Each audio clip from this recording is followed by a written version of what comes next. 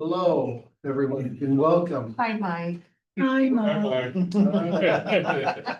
You're so much more handsome tonight for some reason. I'm not as tall. I think he's a lot uglier myself.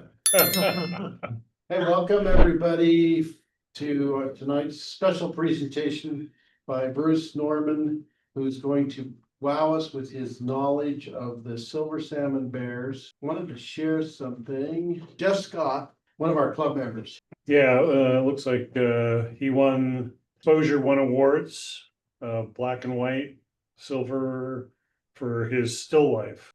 And the honors for the 2025 Photographer of the Year for that Exposure One. It's actually a international publication that does black and white photography.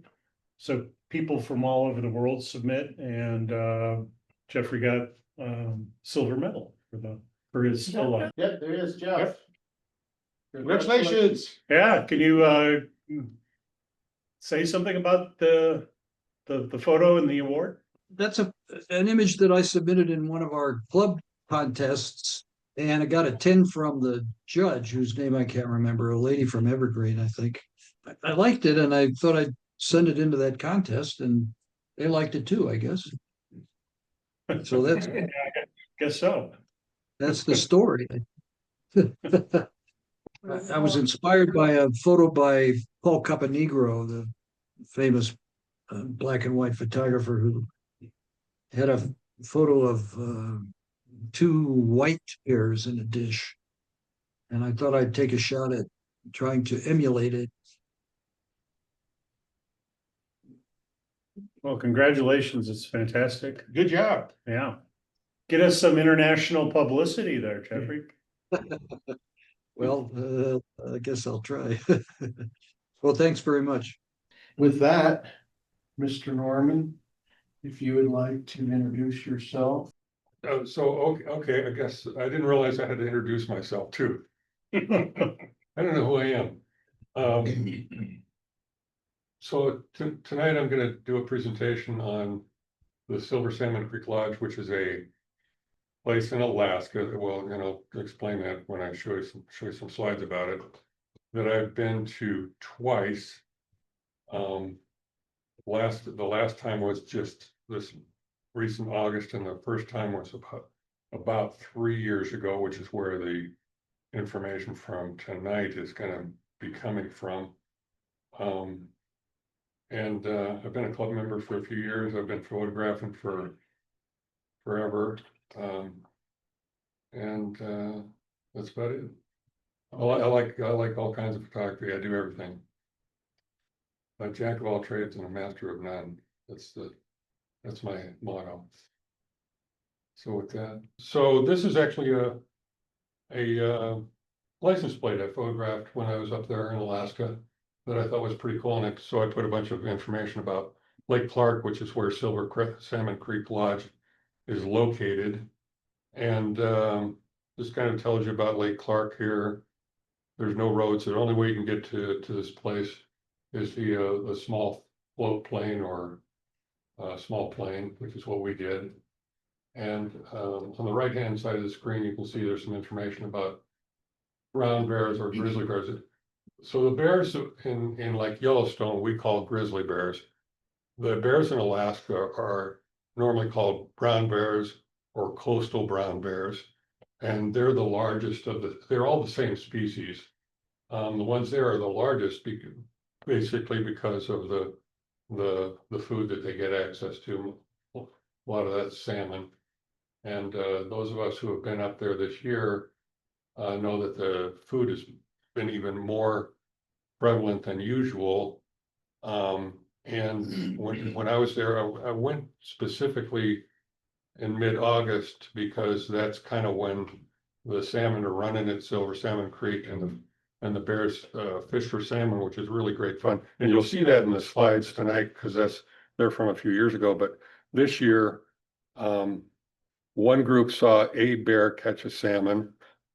We saw a few bears kind of sitting on the bank, half-assed fishing for salmon, but mostly there were so many berries, clams, and all these other the other food, made them not spend that much time fishing for salmon. And so here's a map that kind of gives you a view of where Anchorage is. And then about a third of the way down from Anchorage, if you see a little small black dot there, is where Silver Salmon Creek Lodge is up above there, one here. Here's where Bruce is circling. And on the next, I put in another slide today to kind of give you a better idea. I also put in this slide so that you may have heard of Katmai, which is another major park in Alaska. And this kind of shows you where Lake Clark is, which is north of Katmai. And if you see on this map, that red triangle that says Iliamna, about there where the A is about where Silver Salmon Creek Lodge is. And it's about a little more over an hour plane ride, about 120 to 160 miles, and you kind of fly along the coast. And I'll be showing you some pictures from that. Yeah, so here's some images that I took from the inside the plane between. So this is the Anchorage Airport. There's a small road near the Anchorage Airport called Floatplane Drive, and that's where you go pick up your flight to Silver Salmon Creek Lodge. Hopefully, you have a pilot that knows how to run the itty bitty plane that you're flying in, and before you know it, you're like a few feet off the ground in a one engine plane. So if that dies, you're in trouble. The plane that we flew in both times I was there was a de Havilland Beaver, and it was built in, I believe, 1953, which is 1 year after I was born. But they're very reliable. And so I took a bunch of images from inside the plane trying to, it's quite challenging, when you're standing on the ground and you're trying to get a composition, it's a lot different than when you're flying in an airplane and everything is moving. But it's quite interesting to get a different perspective on what's on the ground. And I just kind of loved all the abstracts. I don't know if you call it an S curve or what. There's a lot of curves there. And then just a little farther on, just we're kind of flying right along the coast, so you get sandy beaches and the snow or the water. But your plane's moving, but it looks like you've got a long exposure. No, that's not a long exposure. Not. These are fast exposures. Try and keep from. So the water's just moving that fast. Well, no, it's just that you're so far away, you really can't. It just looks smooth. And then we flew out over a kind of heavily forested area.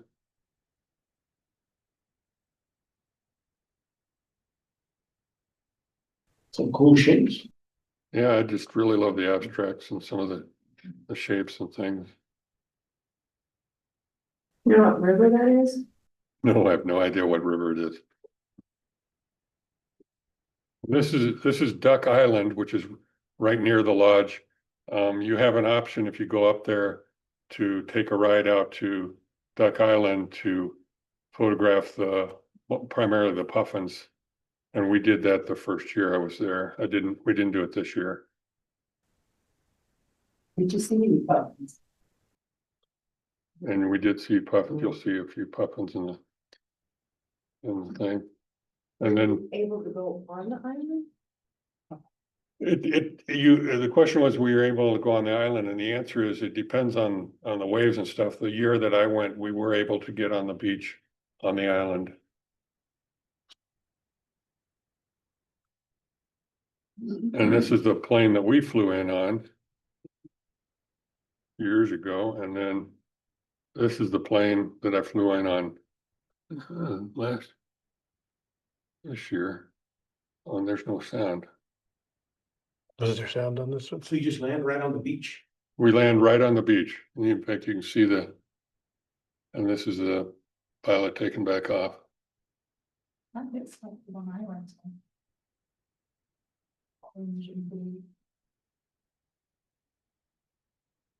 Here's the sign at the lodge. Here's some of the cabins that you stay in at the lodge.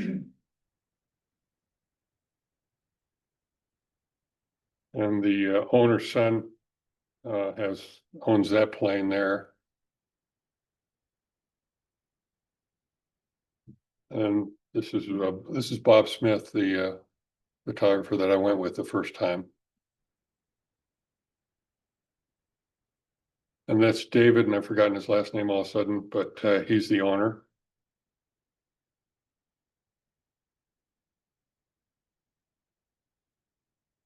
So if you don't have a bad back before you go, it's likely you might get one way. And I did. My back started hurting after about the first day. So these ATVs take you around, and you sit in those little carts behind the ATV. Usually there's only one. Maybe sometimes there's two. There's usually about 4 to 6 people in a group.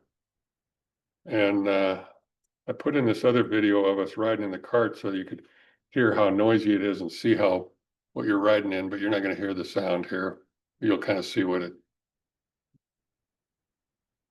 looks like. And this is kind of one of the smoother paths.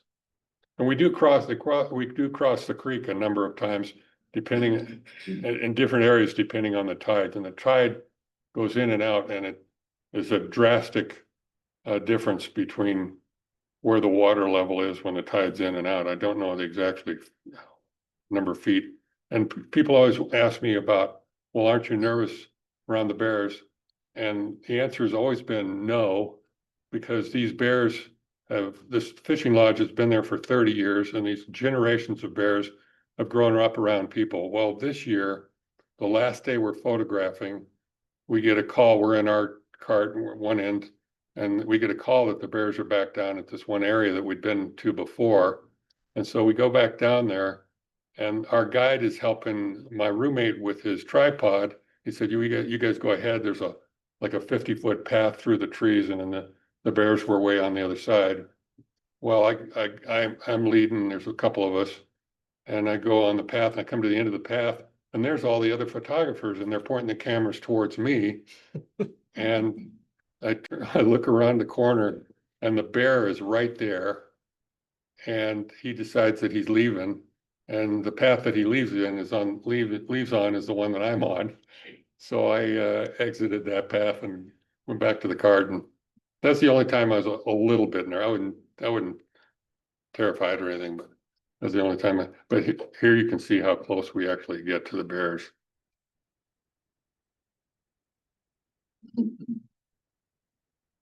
24 millimeter. Yeah, exactly. What would you say it was 8 feet from you? 10? Yeah, you're about 8 feet away. And they'll, when they come towards, because they go wherever they want. When they come towards you, you just back up. The only thing they tell us is to stay in a bunched group, because if the bear sees a space between people, and that's the direction he wants to go, then he'll go in that space, and you don't want that. No bear rides. Yeah, so no bear. Since there were some people that were there and saw this mom and cub, I'm going to try and show this one little video real quick before I show the main video.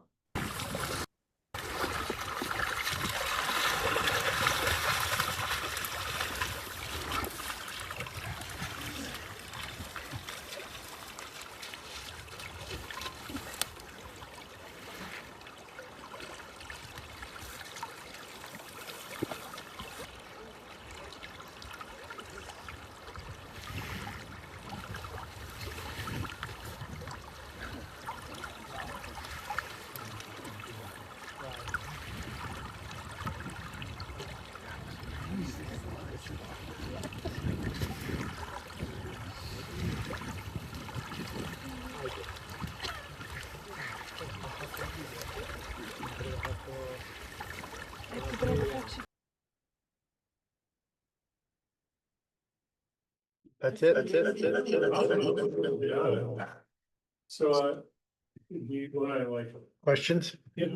like what lenses did you find most useful and Yeah. what was your settings as far as? So this time, I guess I forgot how I did it last time. I thought we were taking the camera bags in the car. So I had two cameras in my camera bag the first day, and it's like everybody just had one camera, and it's just too much of a hassle. And I had like a 24 to 240, and then I had the 100 to 500, and then after the first day, all I did was use my 100 to 500, and then if I wanted a wider angle shot or something like that, use my phone. You know, What shutters do you have your? Remember? yeah, I think at least about 500 of a second. It depends on what they were doing, but and I don't know if you know, it's my favorite shot that I shoot myself over you saw the bear leaping on and you could see the fish on top of the water. Yeah. Well, that was too slow a shutter speed, and it's a little bit blurry. And it's like a once in a while, I mean, even the guide that day was saying, oh my God, I've almost never seen anything quite with that, we were at the perfect angle, and the fish is on the top of the water, and you see the cloud and all that stuff. It's like, it was too slow a shutter speed. So you live and learn, I guess, but. You did a nice job of capturing the fur, is it, sometimes the fur looks like it's like spikes coming out. Yeah. Sometimes it's. Well, and yeah, you could see that I had a pretty fast shutter speed with the water and how crisp the water was on most of the shots and stuff, but the one critical one that I forget what I was photographing just before that. Shoot Are myself. all these taken from the video stuff? Yeah. Oh, good shots. Yeah, and actually, I changed camera system. I was shooting a Fuji camera that year. It was like a 100 to 400, I think, that year, and I took my Canon this year, and I was not. Although you're looking at those, I mean, most of them are sharp, but I wasn't happy with the autofocus compared to what we have today. With the Fuji camera. With the Fuji, yeah, my Canon is so much better. Yeah, they were really crisp, like I said. Yeah, most of those were pretty good, actually. Were really nice. Especially the ones with cheated face and it. Yeah, and I apologize for being too, I was gonna try and cut it down, but it's just too hard to do after I spent so much time putting it together several years ago. I felt it was a little long, but. Perfect. I noticed that a lot of the bears seem to have a longer white coat on the back and then the legs were darker. Is that? I think it just depends on the breed. I think it just depends on the bear and the time of year and stuff, but. Yeah, there was one of the ones, the lighter colored one that we saw quite a bit was called, the cramp ear. I don't know if you guys know about cramp ear, but it had been around for years and years, and they hadn't seen it for a couple of years, and they thought they saw it again this year.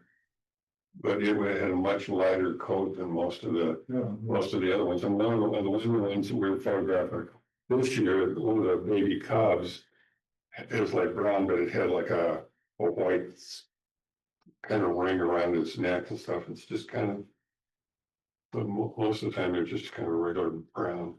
I can't believe how tiny those two cubs are in the video. And if I've got something on my phone, I'll show you how big they are now. Yeah. And the mum has lost all that shaggy white. It's all gone and she's just all. Yeah. This year, I didn't realize that I thought it was sort of this Bob Smith guy who actually worked for Apple.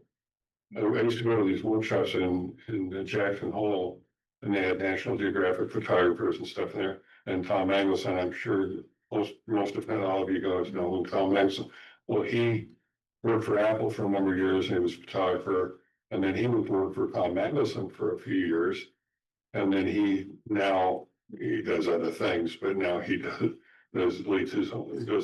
some tours and stuff. And I had actually called him and I've asked, asking him questions about, going to Africa, going to Alaska to photograph bears, and he was taking a group, but it was full, and somebody got sick or something, and I was able to go. And I roomed with this guy, who I roomed with again this year, and he's been going every year for 15 years. Oh my God. He literally released some of his stuff and so that he would for the next year. Wow. He books it out. Yeah, and then, so if you want to go to this place, it's really hard to get in, especially if you have a bigger group. But if you by yourself, it's a lot easier to get in. But you kind of got to pester David with emails and things. One of the guys that we was forgot his last name, but he's an unbelievable great photographer, and he just calls them and says, do you have any last minute cancellations? If you're willing to go at the absolute last minute, that's what you can do. And the other thing is, like I said, we went like mid-August in hoping to catch them fishing, which I did obviously this time. The first time, if you want to see the cubs, then they say typically to go like in July or earlier in the season, because you're more likely to see the cubs, because I guess mom and the cubs typically take off or whatever. So if you go by yourself, do you have a guide that you hire at the? If you go by lodge? yourself to Silver Salmon as a photographer, they'll just put you with another group. So we had this gal with us that was from Hong Kong. Well, it was me and the guy that I went with this time. The first time we went, we had our whole group, and we stuck together the whole time. This time there were the two of us, plus this gal from Hong Kong, plus Elliot, which he's just a professional.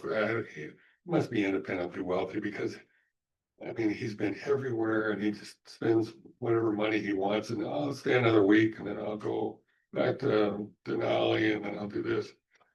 But yeah, they'll just put you with people, with another group. So with the small planes, how much weight are you allowed to drag? Oh, yeah, that's the other, so Yeah. your total weight, camera gear and clothing is 50 pounds. So Well, before you leave, you're weighing everything multiple times, and then you end up, no matter how many times you go on these things, you always end up a lot of times taking more clothes than you need or whatever. But you never know exactly. I was gonna say, I think I would be having just a t-shirt and jeans, because my camera gear weighs just about 45 pounds. Well, you're gonna have a waterproof outer jacket that's and the suitcase size is limited too, because to get on the little bitty plane. So that's kind of the other thing, is my jacket took up half the space, and I got a couple pair of pants, and I had some I am a big proponent of merino wool under layers, long sleeve and short sleeve, because those things you can wear them multiple days, and they never smell like because the microbes don't go on them or something. Do they have the big rubber boots? that Oh, yeah, wear? you don't need to take your own boots, so they've got racks. I think I took a photo of that this year. They got racks of boots that you can get when you're there, so you don't have to take that. I was gonna say, those things are heavy. Yeah, that'd take, a big part of your suitcase if you had to take those. You need really good waterproof gear. Like, when I was there, we got drenched and just cold and soaking wet. One afternoon, we didn't even go out. The weather was so bad. But as soon as you get cold and wet, it's Yeah, you horrible. get cold and wet, you're miserable. Well, and it's funny, because when we got into Anchorage, the weather was perfect. Yeah, like that. Yeah. The weather was great when we got into Anchorage, and then the day we flew out there, I got the longest leg, so I was sitting up with the pilot, and the wind is blowing, and it's raining, and we're in this little bitty plane, and the water's actually dripping on me from the window of the front of the plane. And it was a little bit, it wasn't too bumpy, but it was a little bit bumpy, and then of course you have to land on the beach. So, See it. And what time is sunrise? what time, what? Or sunrise? What time is sunrise? It's about August, 7. probably pretty darn early. Yeah. I want to say around 5. It was interesting. This year, the tides, so you go out to photograph the bears early. If the tide's out, like you saw, we did it, the tides were never out at sunrise this year. So I was happy we get to sleep until like 7 or something. You get up and you eat and you take off right away, and then you come back and you eat and you take off and you come back and you eat and go to bed and rinse and repeat. But it is so much fun. I was surprised that there weren't more like birds or other animals Well, picking up on the dead fish or. Bruce, asked me to do this at the last minute, and he wrote up this little blurb about, you're gonna see all this wild, Bruce, all this wildlife, and I said, you might see an eagle, but mostly it's gonna be all bears, because, that's the only wildlife we saw. Except for when you went to Puffin Island. or Duck Except when Island. we went to Puffin Island, and I didn't go this year. Well, I photographed puffins in Iceland, which was way better. And I didn't go this year, and then the gal from Hong Kong went, and she had it great. I mean, it was great. But you just never know what you're gonna get on any of this stuff. And How it's, did you settle on this particular cabin or? on this what do you place? Call it, yeah. Yeah, Bob Smith, the guy that I knew that had been there a bunch of times. That's how I ended up going there the first time. And that's how I found out about it. And now, being around a lot of photographers know about this place. And it's, like I said, it's really hard to get in. And the food's great, by the way. Fantastic. Salmon, Yeah. salmon.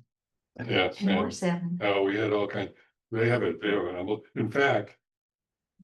I don't know if you guys bought the book but the chef had a book a hardback book that of recipes and stuff that I bought, and it had great photos in it too, so. Any other questions?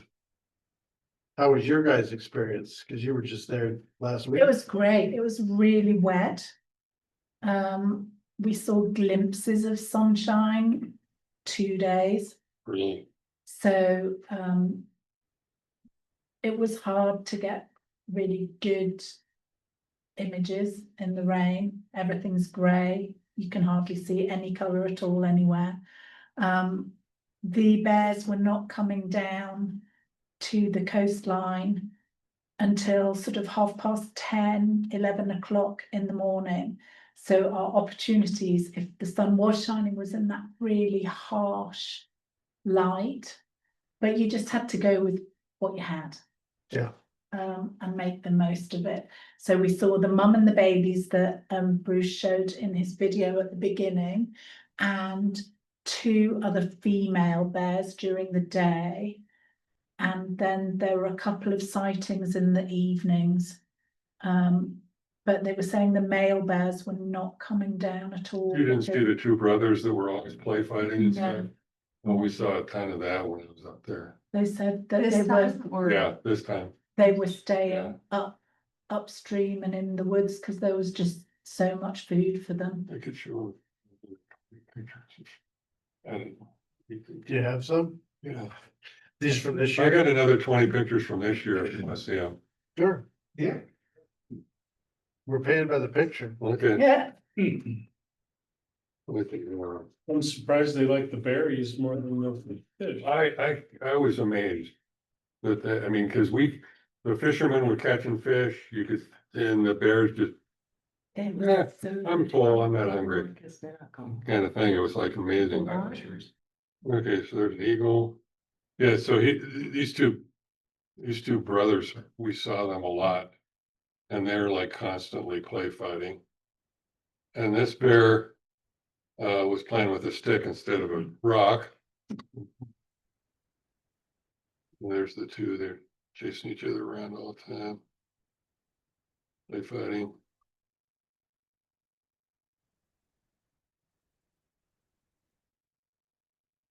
Yeah, there's the mom and the two cubs on the beach.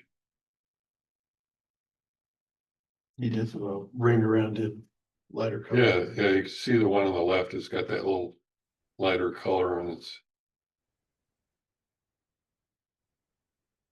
But I'm not kidding you, they dig up these clams left and right and just chop them down.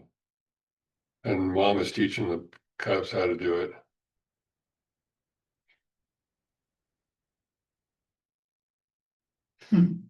So the guy, I mean, all the photographers I was with were well-experienced photographers.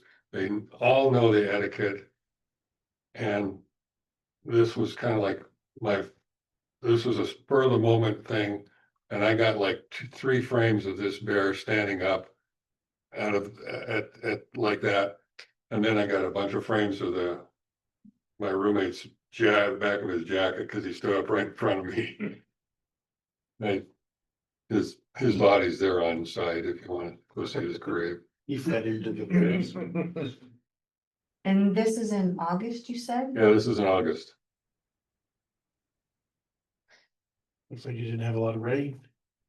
The weather was, like I said, the first day we got there was great before we flew out to the thing, and then we had a couple of days that were a little rainy and windy, and then it got pretty good again.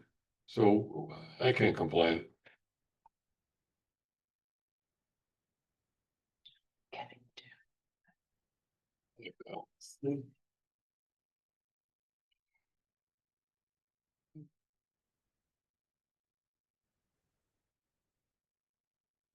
These guys play fighting quite a bit. Where's my window? That's really. And then this one little cub, he was so curious, he walked right like 6-8 feet away from us and was looking at us. And they're clamming some more. And of course, mom is constantly on the lookout for male bears. She don't want her cubs anywhere near the male bears. And there's the plane taking on. Yeah, here's the cubs clamming.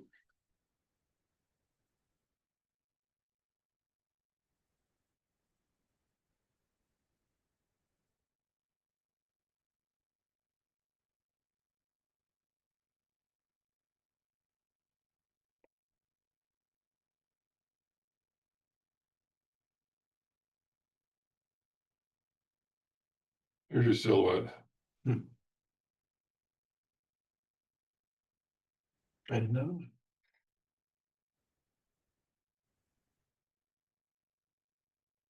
Yeah, this was pretty interesting that time when we went and took these photos, we were talking to the guide and we were saying, look, we wanted to have them backlit. So we went to a different side of the bank so that we could get those photos with a little bit that were different than what we had. Yeah, and here's this bear is fishing, I guess. Well, I know she is, but didn't catch anything when we were there.